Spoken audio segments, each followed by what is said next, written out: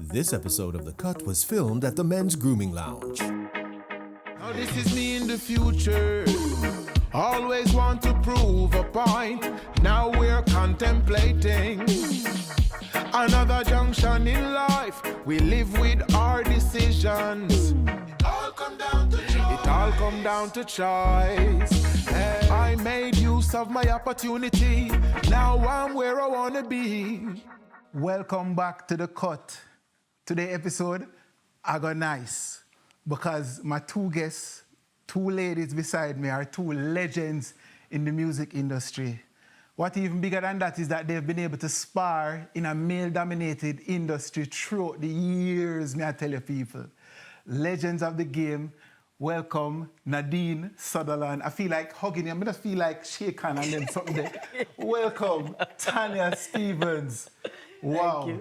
You know why this conversation is going to be good? Because to my left, you have the quintessential dancehall reggae sweetheart, and to my right is the quintessential dancehall reggae rebel.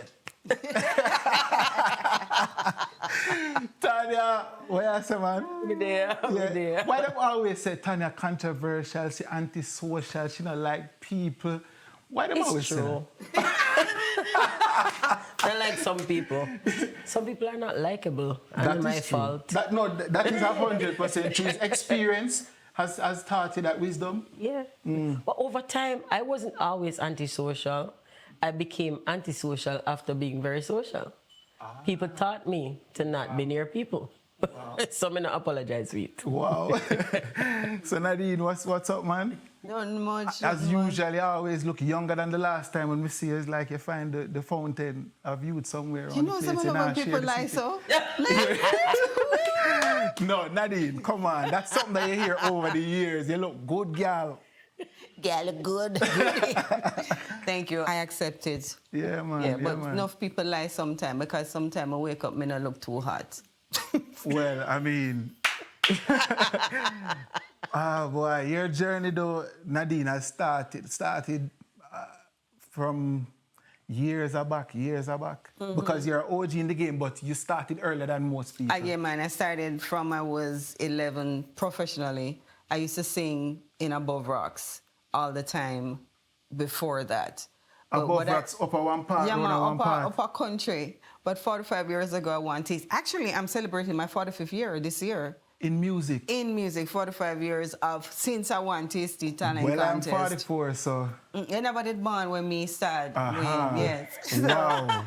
Yeah. That's crazy. So I think my contemporaries know, the people who who are in my age group, I think I'm a little bit older than Bounty and B, but they're all in their 50s like me. Yeah. So the senior dancehall, the 90s one, yeah, they're in there. Them reach 50. Maybe reach 50 before all of them still, I think. So when you start in music, when did you start sing and discover that this is a thing? At what age was that? You know, so I never really know what age. I just want to say my parents encouraged me. I have a song named Ben by Michael Jackson. I sing Ben till me fool. Yeah. Mommy used to play it on the changer every Sunday, and I just liked the song. So my parents, I forget to mommy, she was like, she go to church? Nadine, sing Ben. Mm-hmm. Everybody, my daughter can't sing and I sing Ben. I sing Ben, I sing Ben, I sing. Yeah. So in that time, and then came Tasty. There's a side of me that I love wind up myself, I love dance. I had this natural ability to dance. So I would look on the TV. Sunday daytime, them used to bring on ballet and all of that, Jamaican people, how we love the English string, the English ballet, and I used to be able to replicate that. But there's a side, I can wind up myself. Yeah. Just as good. Right. So my grandmother just never did agree with that. So I think the worst case scenario was that then catch me in front of a jukebox. So I know like a winding up for gone, you know. So, my grandmother found out, they took me home. My grandmother, God rest her soul, but I think she had moments that she never knew what would have happened to me. Yeah. Because, she was so old school. And then here I am, this little girl, and just my body could do strange things. Wow. So tell me something. Mommy, daddy, nobody was singer or dancer before Both you? of them can sing. Both of them can sing, you know, but my father did have dreams like being like a group, you know. Him say him go audition for Cox and Dada. Oh, yeah? Yeah, Okay, man. And so okay. him could sing, and mommy had a beautiful voice, but she never used it. So I think both sides, they were talent. Yeah, man, talent, because my auntie them sing naturally on both sides very, very, very, very well. So what about you, Tanya? You had singing talent in your family as well before you, as examples? Similar to Nadine. People in my family can sing, could sing, but nobody ever pursued it. I don't think them see singing as a real job. In fact, they told me so. I've heard that before.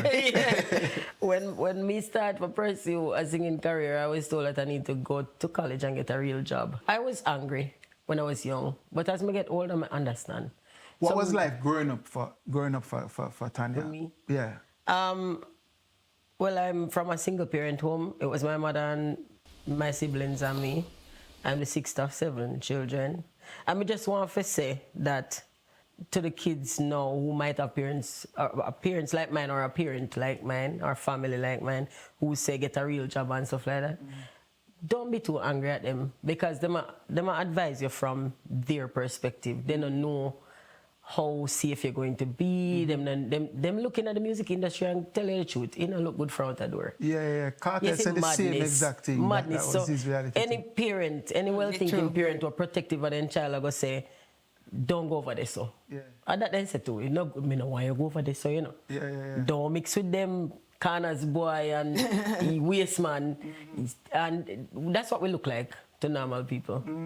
True. So tell the truth, if you pursue a career in music and your parents try to talk you out of it, don't be angry at them, because they love you and care about you. But still drive at your passion, if that drive is at your what passion you're... respectfully. respectfully. So I fight them still and go customer off and tell them no for words where you can't take back. Yeah. But if you have information on music, or now the world open and information available to everybody, so you can go show them things where they never did realize, you know. So music, big and wide open people, you can have a career in music outside of singing too. Exactly, Music right? is a big industry. What about school and education? For me, I go to school, I pay attention. I started out as a nerd. I was a bookworm. My world was inside of books. My language and literature are my passion. Them there. And I had a big sister who is no longer with us, who used to teach language and literature too. And she kind of did rivet some things in me. Like, I read from, I can't remember myself not reading. I joined the library from 4. And the age was higher than that for join library, but we broke fight. And them let me in. And the first book was a book with pure pictures and one word, and me ball, because me say, me can't read nothing of this read, there's no sentence.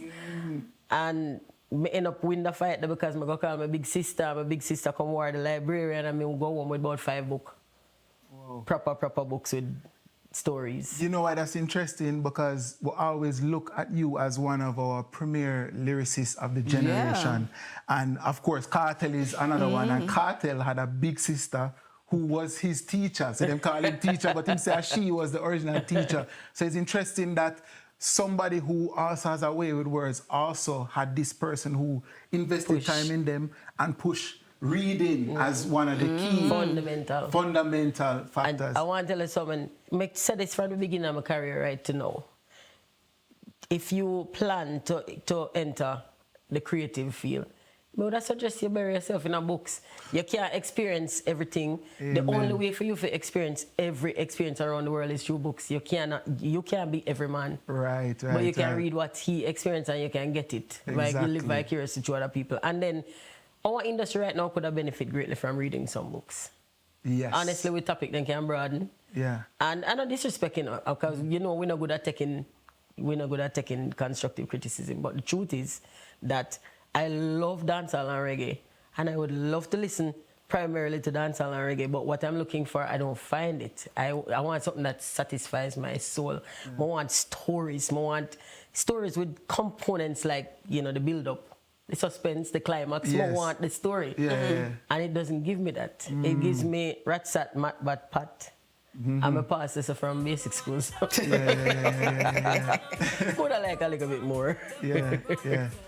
Have you ever stopped to think what make a girl cheat? Have you ever asked her if she like how you do it? Starvation on the land, yeah.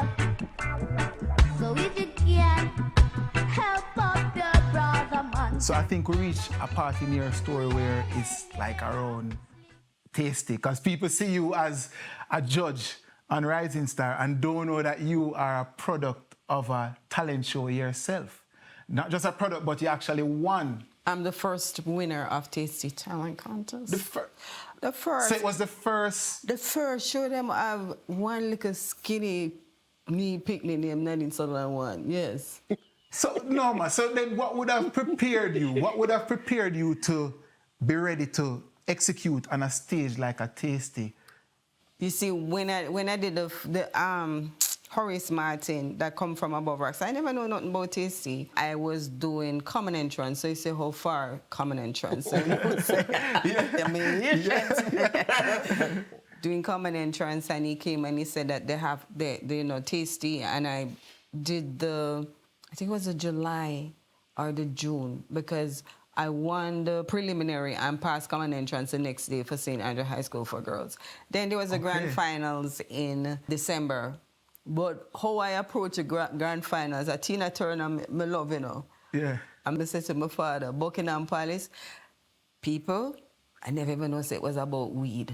Yeah. Light up your spliff, light up your chalice. Me hear the line there now, but I think I just totally ruled that out because of the bass line needed like to-doom, toom, toom, to-do-doom, toom, toom. Yeah. And I could have wind up myself. I just thought I could do the Tina Turner and going up, and I did it, and I won with me thinking that I'm being Tina Turner, dancing to a funky music, because at them time they call it funky, you know. Yeah. And I ended up winning, and that's how that happened. We're not going to just glaze over it, sir, because you know, the real deep part of this, you know, is the fact that you never just win, but you actually beat King Yellowman. King Yellowman did a perform in a Tasty Talent with you, see me? Mm-hmm. Yellow man with him witty lyrics and him something. And nice little girl from St. Andrews High just beat him up, so? Or what you bring, so? I think, I don't know, you know. I think probably the combination of the dancing and the singing. And I think in terms of, I was a little bit fearless.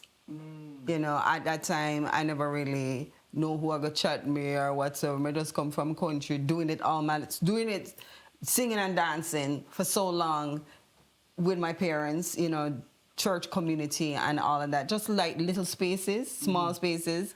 And I was a little bit fearless because it was just like a natural part of me. So I think that was it, because Yellowman is an incredible artist. Also, Paul Blake, everybody, some incredible artists. Paul Blake, I mean, his voice, because he was a balladeer then, you know, before he joined Bloodfire Posse. Right. You know about Bloodfire Posse, but I might have no say young, like, get flat. That's why I ask him, you know, because he's a youngster. No, man, no, Paul Blake to man, and knowing son. Yeah, man. Yeah, man, so that was it. I you know, it was probably that it, because all of them, they're incredible. Yeah. Yellowman was incredible. Paul Blake was incredible. I just think that the novelty of seeing a little girl fearless, thinking that she was doing Tina and singing Buckingham Palace about weed, I don't know, probably. So, one little cute picnic from country. Right. From country, you know? So that would have then propelled you to becoming a child star. That was the moment. That was the beginning, and then there were scouts from Tough Gang, Dan Jobson and Sangy Davis. And from I heard, Sangy Davis wanted to go with Paul Blake, you know, and Dan Jobson, who was Bob's attorney, so she had the authority. She said, no, I'm going with a little girl. Right. So that my life, totally, that woman's decision at that point changed my life, the trajectory of my life forever. Wow. Because then after, she came to my father and she was like, I want you to come to Tough Gang, and the prize was, you know, recording at Tough Gang. And I remember the day walking into Tough Gang, and Dan, that style, she still do it, you know, because her dreadlocks were so big. And Dan, you see, what I'm saying, BBL body, oh my God, them days of Dan, just beautiful woman with her dreadlocks, and she came and she met us at the gate, and she introduced us. I said, let me carry go meet Bob. And then we went underneath, there was this thing, I don't remember what kind of tree it was, and he was underneath it with his dressed in dark denim. I cannot forget that scene. And Bob, to me, pretty, you know, him skin, you know, like catching up and seeing what was happening to him at that time. Because at that time, the diagnosis was there that he had cancer. I never even know that come here like a picnic. When you say Bob pretty, Bob's skin and glow, he was so gorgeous. It's like years after I said to myself, I understand why I was kind of the woman them love him still. You know? And Bob did good. You know, looking back, Bob was he just looked so radiant and healthy. Yeah. So that's the first time I met Bob. Wow. So you started recording then on? When I started practicing with Sangy Davis, and then he wrote Starvation on the Land, and then I went in like a couple weeks after I recorded Starvation on the Land, my first song. No, I did my little research. I listened to that song. You sound good on the record then. When I hear A Young One Like Me, and you know, that's a second song. Starvation I love, but A Young One Like Me in that Jonah year, I may hear some of the lyrics, and you know, it's so poignant, and it makes me so sad. Because when I sang, if all the weapons of war could be dumped in that great blue sea, how wonderful that would be to a young one like me. And it's still applicable to this time. That's the original song? Sangy Davis wrote it, yes, A Young One Like Me. A big tune. You remember that song there? No, I remember the one day. Yo, you have to go listen it back. How wonderful that would be to a young one like me. You have the upper hand right, you know. Girl, you never got So Tanya, when was it that you knew that songwriting was one of your superpowers? And when did you start writing? What was Superpower? Yeah. I still don't know that. Very much so. No, I'm. To be honest with you, songwriting wasn't really what I set out to do. I was writing stories. I'm more into writing lengthy. Writing for a 3-minute song is the hardest thing in the world for me because I will sit more, I say. Yeah. And 3 minutes not enough. I didn't plan to sing. I didn't want to write, but I don't know nobody who to sing my writing, so I go try singing myself. And it worked out luckily. But I have to mention though, I used to watch Nadine on TV, and I've since told her as an adult that it really, I guess get goosebumps, you know. It really feels special to me that I was watching Marcia as the woman that I would have really loved to grow up to be. And I watched Nadine as a little picnic where she reminded me of myself. She giggled. I watched Nadine interview and then I asked her a question and she just so, she never looked rehearsed. She never looked, you know, like when them used, back in the day when them have light skin picnic on TV, it was the child of somebody important and them groomed and coiffed to go up on TV and you can see the plastic on them, then them just so rehearsed. Oh no, I stubbed my toe. It's boring and very unrelatable. She came on TV and made me feel like I could also go on TV because I could see myself in her. That was the first time I have representation. Representation matters. Wow. She come on TV, can show me on TV. That was when we reached on TV. Nice. See out there inspiring a generation. She said that to me. It means so much because I rate her. She know I rate her so much. Yeah, you know? It's a big deal. For group and then thank you. We turn friend and she, of course, I'm not gonna fan out every time, but you know, it's a fun. It's like I'm not fan out all the time with her, but I want to because I respect her so much as a creative, as you know, this writer. You know. You know, it's interesting because every time I ask the public, I say, who should I have on the cut? Even though I always have men, like 99% of the time, both your names come up. So I thought to myself, you know, it would be nice to get both of them. Nice. So yes, I'm kind of fanning out right now. Big up your audience. Yeah, no. But I'm tears. Yeah. I just want to say one thing to Tanya. Do you remember the time, and I thought when we had the show Country, you sang the song and I never got over it. Wish you could have stayed, come in and play. Yeah, man. Guinness at the fridge, Magnum at the tray. I said the monster them roar. I was obsessed with that song. I mean, I tell you, I'm a big fan of Stevens. Dana song me did answer. When I was a beat and temperature high, Gangsta girl no wanna shy guy. Hey. Yo, no, but you could have got so many different directions with your writing because you're skilled away there. But were your songs depicting your life, your social life? My because if so, you know, your social life festive. You know? I wish my life was as festive as people's imagination make it, because it's me so nice I come from for them out. But yeah, no, my song them reflect my thoughts. So whether it's my thoughts and my actual experience or people around me, I still every one of them real to me. But everything I know, the first thing people always ask when I say me sing about myself is, "Little white like no." No, it's not my story and it's not my child's story. Leave me alone. But it's the story of many people around me. So me like for watch humans. My people watch. I want my favorite pastime. Me can sit down in a park and make up stories. And me pick do it worse than me. Make up stories about everybody who walk past. Me can tell them full life story. Never met them before. Yeah, but me make an entire life give them. Yeah. And me like for watch the way people relate to each other. And me take that and turn song. And of course, it's from my perspective. So even if my opinion change, me can come back and tell you that. When me did say the other day, like for example, a song like Goggle, honestly, even when me did do it, Tony Kelly did write the first part of it and then him say put on a verse on it. I would not have written that because me don't really care if nobody want Goggle. It's never been an interest of mine. I don't care. You deal with that song that wicked though. Like but a bad song. It's a well-written song. It beat wicked and it sound nice.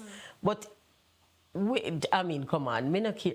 I'm not walking around as a Goggle police. Yeah. I may ask the audience if me for retire and they say, no, sing it still. I'm like, what all I Goggle? It was controversial back in the day when you dropped that. It was provocative. People to used to say me 8 man. Oh my God. And them used to call me man basher, male basher. Yeah. And I mean, there are even reporters who seem dedicated to establishing me as a man basher. Yeah. And every write-up when I get, every review, you know they used to write the reviews for my performance before I go up on stage. You serious? Yeah. One reporter actually apologized to me after I watched me perform. Are you kidding me? Because he never used to watch me. Him know say me boring before I go up on stage, before I touch no mic. And him also know say me a bash man. He pull me. And I never bash a man from a barn. But that was a reputation. That was a reputation that I was given. Incredible art. No, but Tanya, you beat man body in your song then. Which man? First of all, I correct men. Men make mistakes and I point them out and I correct them. Okay. And it is very interesting to me that for a nation like Jamaica, we claim to love women so much and them so phobic, and that when a woman says, this is how I like to be treated, them beat me and say, me hate man. Right. Me hate man because me I tell you how to please me. So then stop pretending to be phobic then and be honest and say you don't like woman. Because there's a woman telling you and relaying to you what other women have also shared with her when we speak. Right. I don't speak for myself alone. It's my opinion, but it happens to represent other people too. Right, so if me say, come home early, which woman no want them man for come home early? Me not bash no man, me say come in your yard. Yeah. Exactly. Why is coming in your yard a bash? These streets. You have picnic in your yard. Go home, go check a book, go make sure you do homework. Instead of say, look what every time you see one picnic baby, body blame the mother. I know, right? Where the pa? Put on my negligee, we have the red glow. And after all of that, the rich never show you. And now I want you home.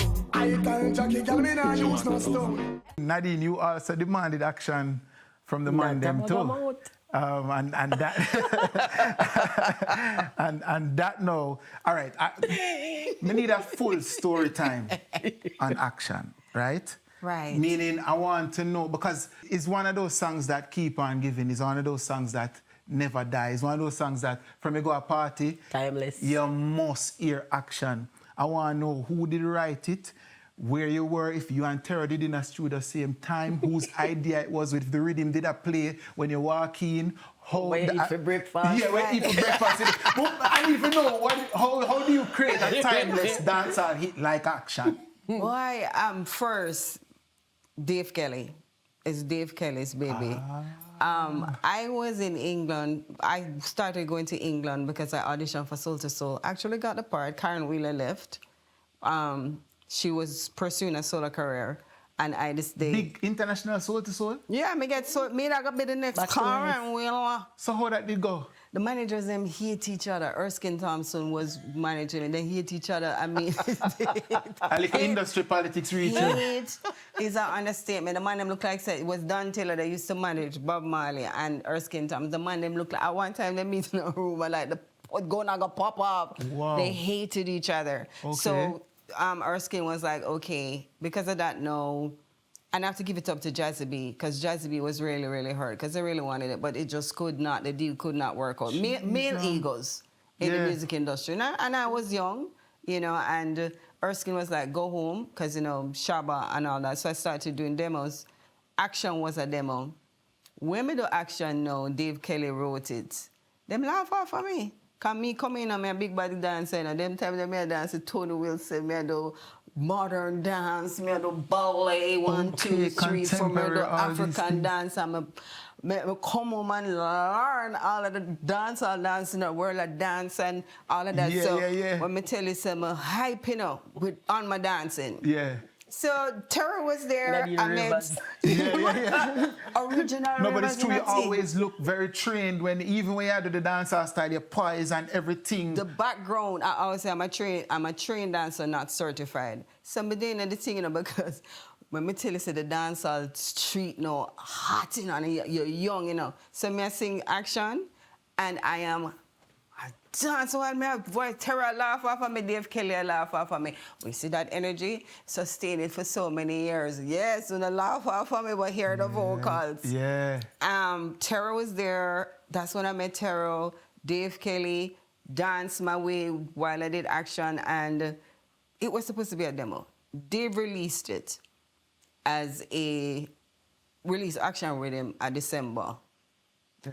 It done the dancehall in Jamaica. Creep over into the ethnic market. At that time, Terror started done the place with glamorous, glitterous. Oh man, you're in our class. Yeah. He got signed because remember all the recording companies now were signing Jamaican artists. Terror got signed to Elektra, and the first song they released was "Show Me Uno" and "All Original."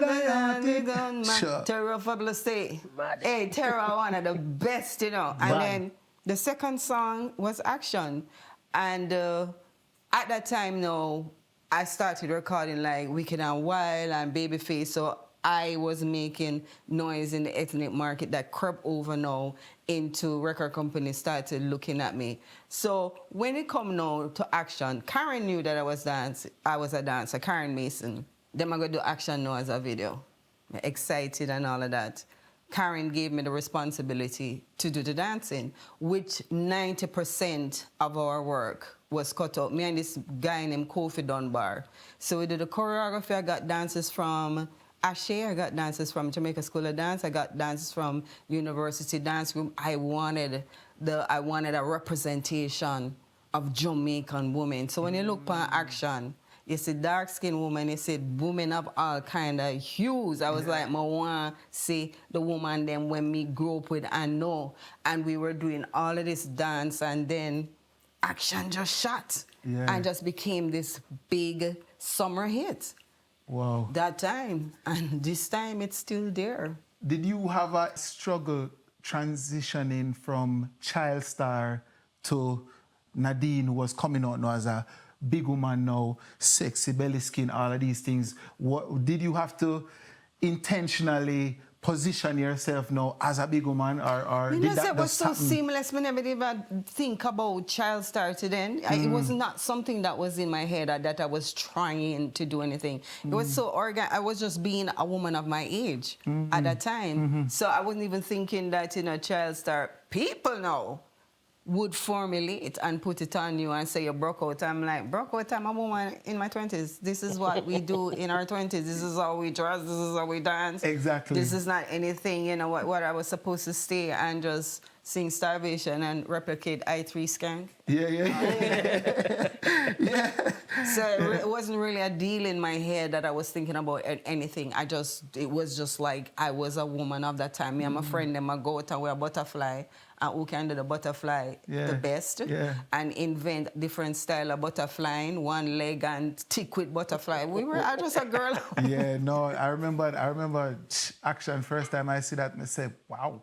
I said, boy, this serious? No, man. But so when you get a song as big as an Action, do you just say, all right, we found this priceless gem and we're not going to necessarily find back, or were you under pressure to find back another song that hit the billboard, and was there a pressure there? No, you know, it was a very sad moment in my life because I got my deal and we did this incredible album, and the record company, they were like going with me, Salam, I was working with Salam, remember some Wicked song and what some the Tony Kelly and all of that, and politics again. Jesus. Politics again. The whole reggae thing gets shells, including me. So that moment in my life, I was like, oh my God, because then I started to do dancing more, and I come and say enough choreography, and I, you know, this usual thing, all dancing and all that, and was preparing myself for my great moment that never happened. But then I'm thankful to God because 45 years later, that moment what I thought, it could have petered out, but could have fallen in a lot of stuff. So much bad things could have happened. When you hear about certain people that were the kings in that time, and here I am, still very naive in my head, and for going at them jungle there. And 45 years, I still have my head space upon me. Oh man, it's a big all right, deal. so I just look upon it and say, God, you know best. Yeah, of course. So I deal with it. So Tanya, what was your song where you say, no, I make it? Like, out there, to the world, Tanya Stevens. You know, it's hard for me because I just not think me make it. Like, me keep making more songs. Exactly. Me can see say. What was me can see say things change. What was the song we get up on the radio then? On radio? When you hear yourself The first time I hear myself on radio, I did sing a song named Is This For Real on Far East Rhythm for Barry O'Hare and Stephen Stewart. A reggae go first? Picnic. Yeah. On Far East Rhythm, I used to do watch Grove music. I'm in the pump bus and I hear myself. And I say, me get that 2 times. When that song they come out and it start playing, I hear it and I say, Ratty, that my song that me, and they tell me to shut up on the bus. Like, tapping it, boy, you sing, but. And again, when you know Ready for This Yet came out on Joyride, I got that too. Because I was on the bus and I heard it and I'm like, that's me. Am I song? I feel like that was my introduction. You that time you the pan bus? Yeah. And hey, you see this, when Nadine talked about a while ago, with the politics, when me tell people say more politics in our music than in our politics itself, then think I lie, me I tell her a joke. Me not try to be funny. Yeah. But it's very political. Very. And I work with everybody when I can get my hands on where my energy feel comfortable with. And then I go home. I don't stay in the music. I go work and I go back to my yard. And I move from Kingston come live and I never really like the energy and I never feel like St. Mary, so I go back to my yard. And that's it. So I don't really pay attention. I know say the songs keep me working. I know I have one catalog will keep me working as much as I want to, but I don't really think about Tanya Stevens relative to popularity or stuff like that. Nothing about me. No, I try to not reflect too much of that in my life. I don't think about it really. So I can tell you, say, if I look at my royalty statement, I would tell you, say, well, it's a pity and these streets turn up a lot. Yeah. Boom walk, which was never a single turn up a lot. I want a story time about It's a Pity. About It's a Pity? Yeah, because I really want to know for the people that money did that take set. Obviously. Like, there's no story there. I mean, that's self-explanatory. So who produced that track? Don't apologize for it. It's a Pity was from Nanny, Jamaican record. Jamaican that? Yeah, Nanny, It's a Pity. It was with Seed make the lick over the rhythm, and I want to tell you, I did live Sweden for a while, and then I did they go Germany, because Germany was the closest Jamaica me could get. The closest Jamaica vibe me could get. Because Germany sometimes come like Jamaica. Them love the dancehall thing and them keep dance and sound system and True, yeah. Make you look on them and say they look different from we, but it feel close enough. In Europe. I did a do which I did a power festival, you know. I met a few artists over there. And one of the artists said, I'm not calling him because he know we're well, so I don't want him to feel bad. But he warned me about pioneering about Lanny. And say, yo, you have this brother here named Leander Top. Where he might go try if he advise you, you know, but them man, they are wicked. Politics nearly mashed up that too. Avoid him at all costs. And I say, all right, sure, me listen, but between me and you, I don't really take on people animosity by myself. So I just hear him out, make him done talk, and when he gone, it gone with him. I don't remember the name what him tell me. So when me done voice for Lanny, and then him say, him label him Pioneer or something like that, I'm like, oh. Are you them say the devil biggest song you see, sometimes they can't listen to people. And it was so huge, like it. I never realized that formulate over one part in a Europe and come because then we over there boy. focus on music while we over there focus on Tapman and you know like we're so lost sometimes, you know, like for me I feel very disappointed say more while I have to go somewhere else to get a Jamaica vibe. Because Jamaica have a Jamaica vibe when I grew up on no more. And granted, I don't expect the kids them to carry forward my likes and dislikes and preserve my taste. I don't expect that. But I expect that my taste can coexist peacefully with them. I feel me can't find nothing for go.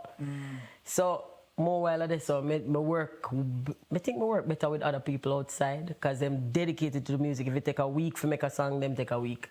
Yeah, so them spend 5 minutes on a song and 10 years trying to promote it. Like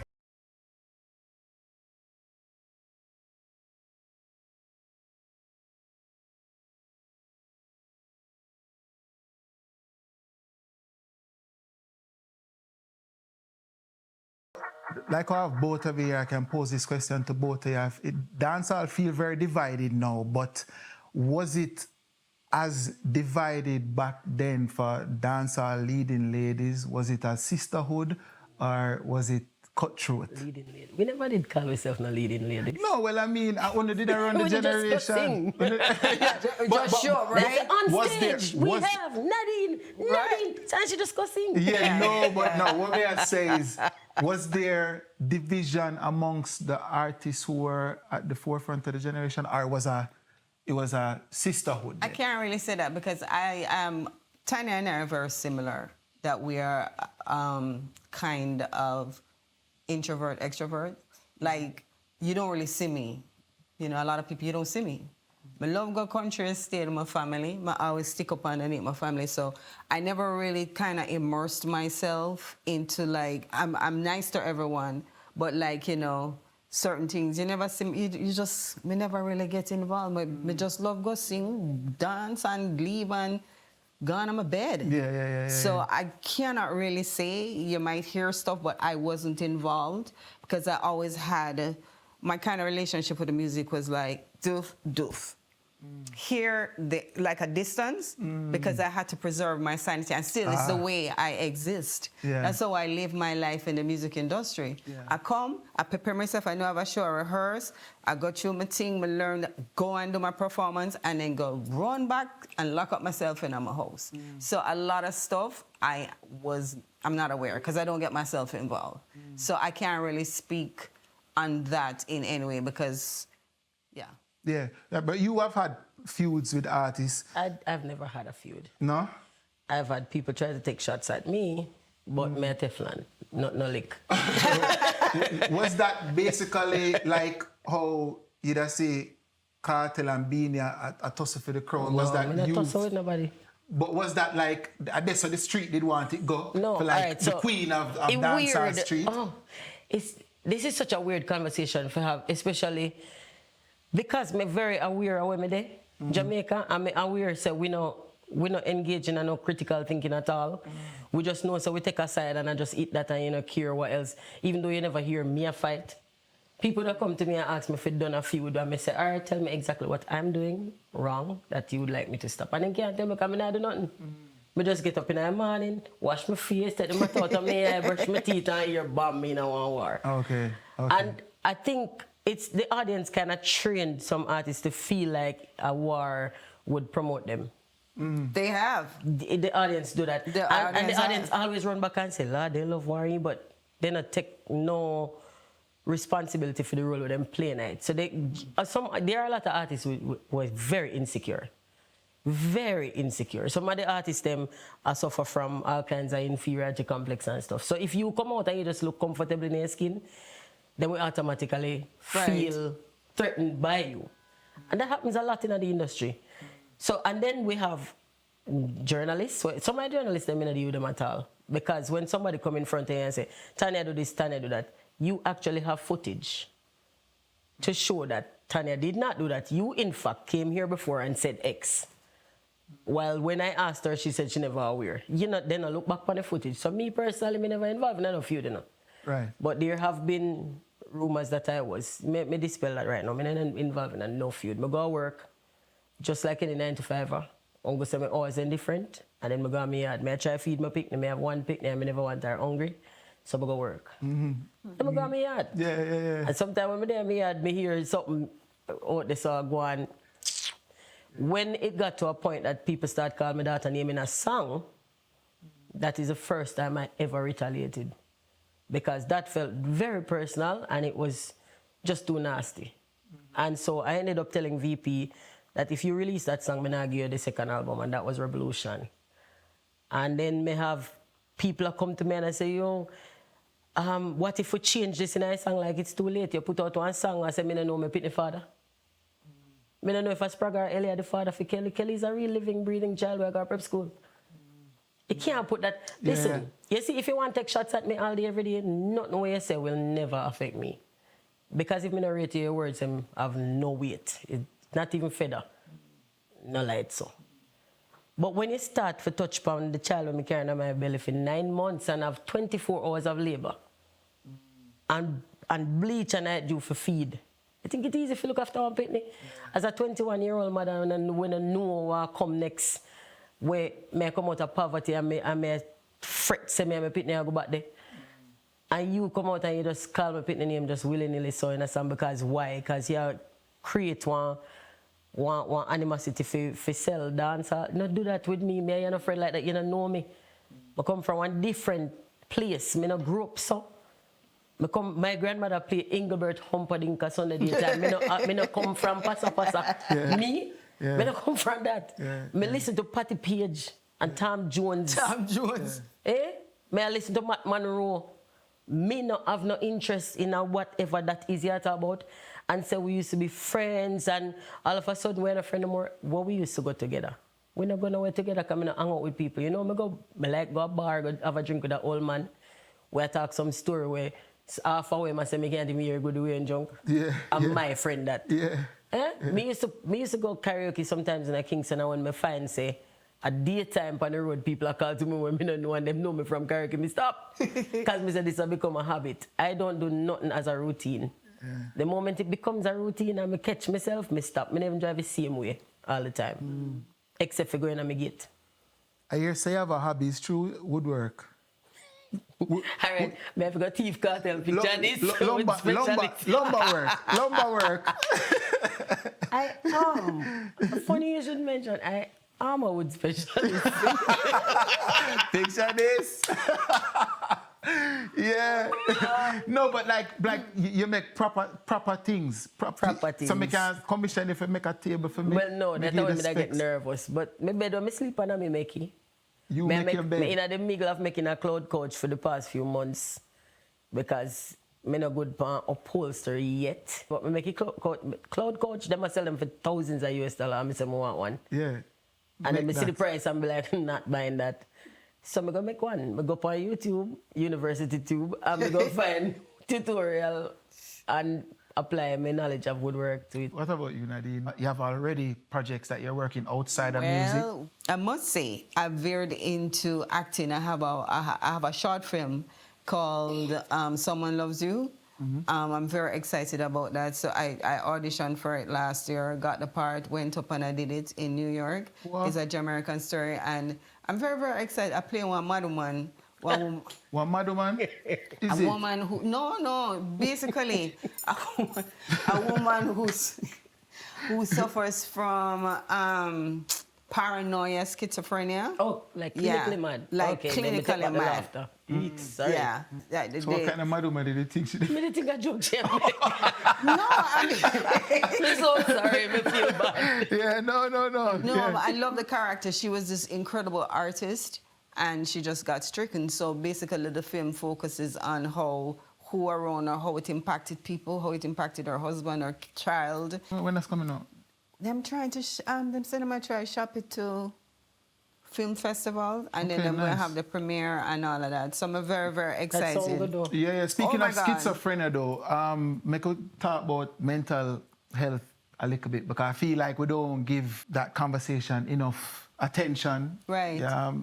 What are your thoughts on mental health in the music, and I mean just in life in general?